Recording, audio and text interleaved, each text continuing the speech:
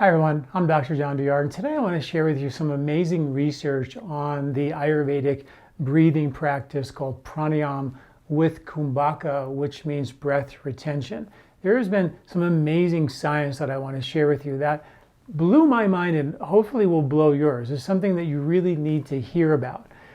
Back in the USSR, about 50 years ago, there was a lot of research done on what they called intermittent hypoxia, which happens when you hold your breath. So these ancient Vedic techniques that use breath holding or breath retention as part of the pranayama practice have an amazing amount of really incredible science.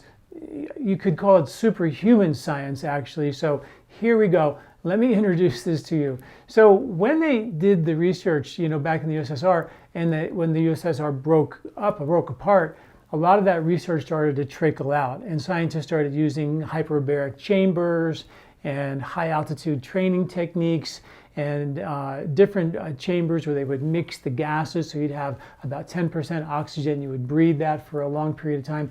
And it turns out that when you actually breathe or hold your breath and go into a intermittent but brief hypoxic state where you don't have much oxygen in your system, some really amazing things happen. First of all, a lot of people overbreathe. We breathe too much oxygen, and we continue to breathe in too much oxygen, but the oxygen attaches to the hemoglobin in your blood, and it doesn't get released out of your blood until the CO2 levels start to creep back up. So when you hold your breath, that's exactly what begins to happen is the CO2, carbon dioxide, starts to increase, and that releases all of the oxygen to your cells, to your mitochondria, to literally oxygenate your tissues. So a lot of us walk around with 95% oxygen in our blood and an oximeter reading, which I do when you go to the doctor. But that doesn't mean that your cells are carrying that oxygen. It's just what's in your blood. So how do you actually amp up and oxygenate your tissues?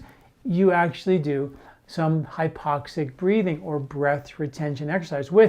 In the article associated with this technique, I give you some exercises to do, including some pranayama breathing practices with natural, what's called kumbhaka or breath retention, which are really simple to do, and I share those with you in this article, and there's some videos connected to that as well. So here's one of the most amazing things is they found out that when you hold your breath, it actually increases stem cells. So stem cells are rejuvenative stem cells that, interestingly, are produced in massive quantities in embryo when the fetus is in the womb, where you would imagine that these regenerative and replicating stem cells to build a whole body are just surging.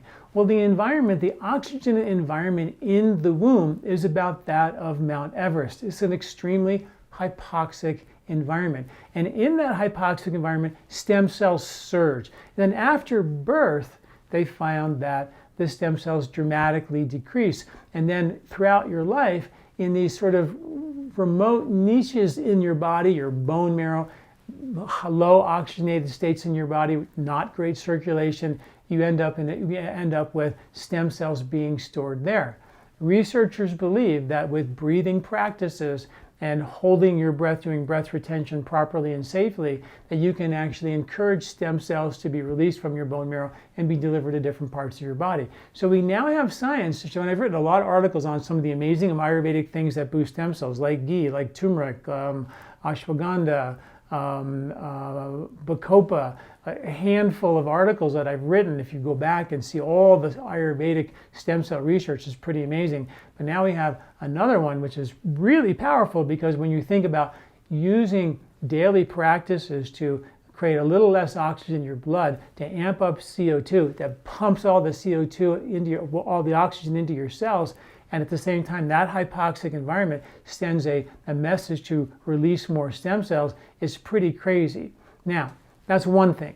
Lance Armstrong, as you all remember, was caught cheating in the Tour de France. He won it 6 times, and then finally they found out that he was doping with EPO, erythropoietin, which is a hyper-oxygenated kind of way to boost your oxygenation of your hemoglobin and carry more oxygen, and therefore function better. It's a performance-enhancing drug.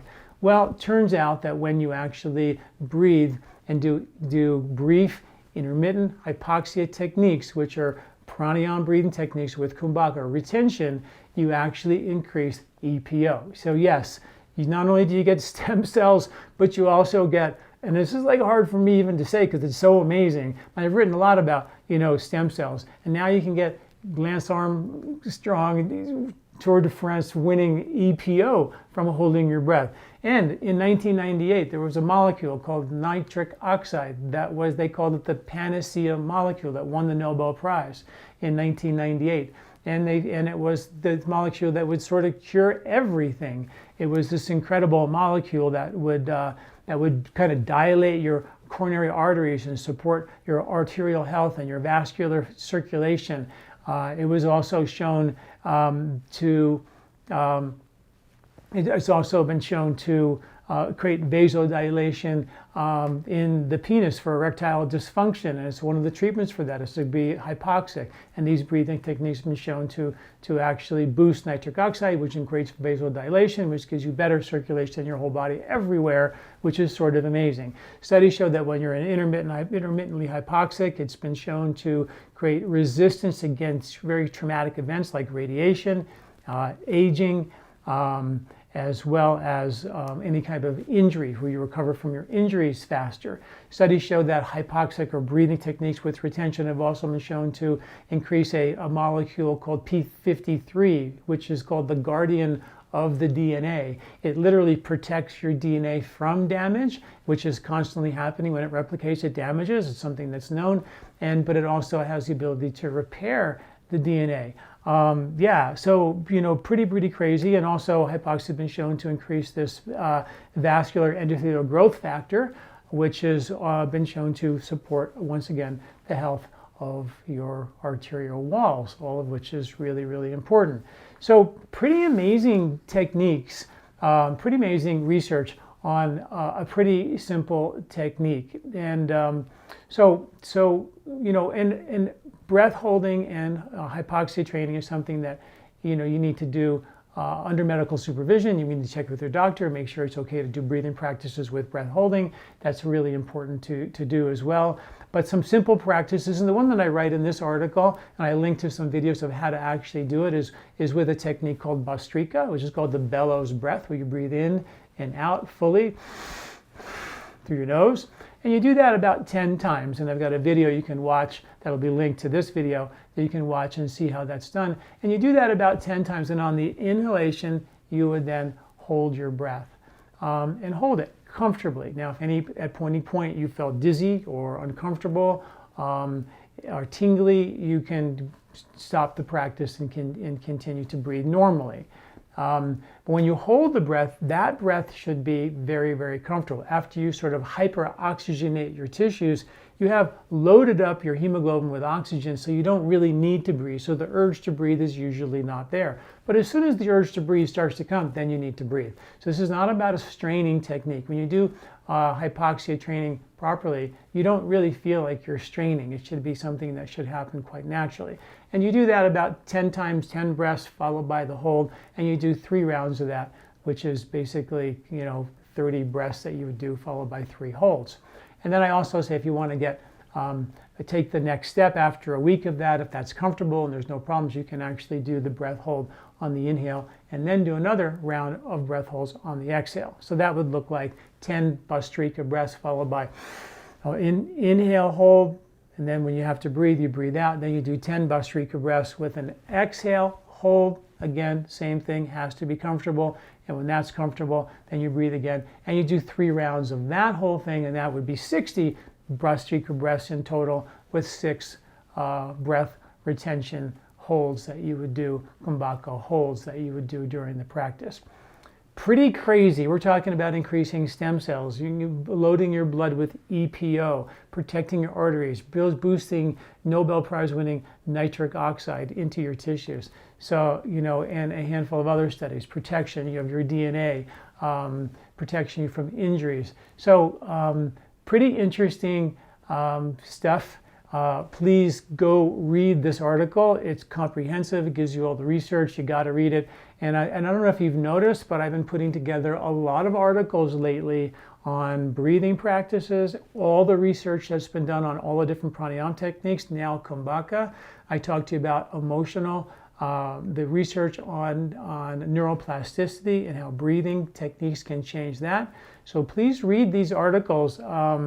There's just a lot of amazing information about how to not only support health, as we're talking about here, but also relieve us from old emotional repetitive patterns of behavior by boosting what's called neuroplasticity.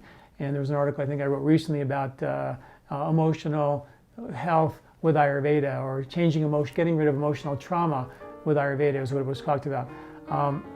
Fascinating, fascinating research. So please tune into that. Stay with me, because I'm taking you, if you don't notice, on a journey to actually make some really powerful changes in your health with some breathing practices, some ancient Ayurvedic breathing practices. All right, thanks for listening.